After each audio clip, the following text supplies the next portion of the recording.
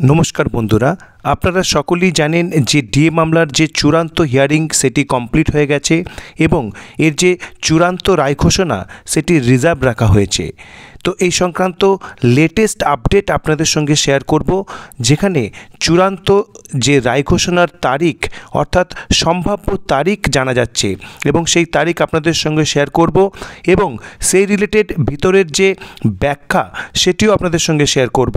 তো চলুন শুরু করা যাক আজকের ভিডিও। এখন সুপ্রিম কোর্টের ওয়েবসাইট থেকে যে তথ্য পাওয়া যাচ্ছে সেখানে আগামী 12ই নভেম্বর 2025-এ কোর্ট নাম্বার 12 সেখানে দেখুন রয়েছেন honourable justice mister Sanjay Karol এবং honourable justice mister Prashant Kumar Mishra.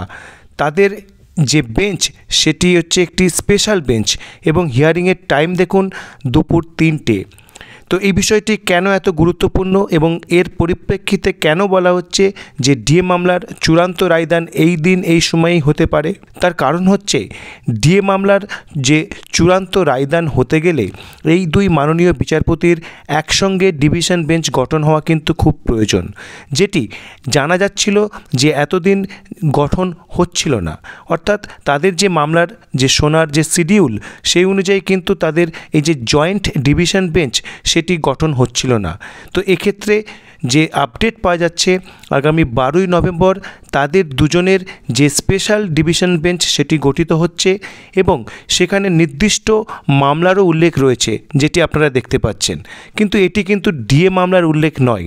তো এই দিনে ডিএ মামলার যদি চূড়ান্ত রায়দান হতে হয় তাহলে 11ই নভেম্বর 2025 অর্থাৎ ঠিক আগের দিনের সাপ্লিমেন্টারি যে কজ লিস্ট সেখানে কিন্তু উল্লেখ থাকবে যে 12 তারিখ অর্থাৎ তার পরের দিনে ডিএ মামলার চূড়ান্ত রায়দান হবে।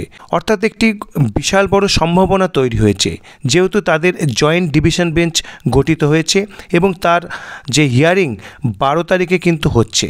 তো সুতরাং 12 তারিখে ডিএ মামলার রায় ঘোষণা বা চূড়ান্ত রায় ঘোষণার একটি সম্ভাবনা তৈরি হয়েছে। তার পাশাপাশি আগামী 13ই নভেম্বরও অনারেবল জাস্টিস সঞ্জয় ক্যারল একটি স্পেশাল ডিভিশন বেঞ্চে রয়েছেন।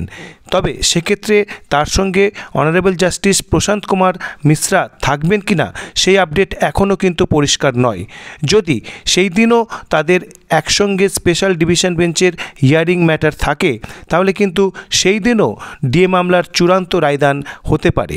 তো বলা যেতে পারে আগামী 11ই নভেম্বর বা 12ই নভেম্বর কিন্তু এই সংক্রান্ত পরিষ্কার যে চিত্র সেটা আমরা পেতে পারি।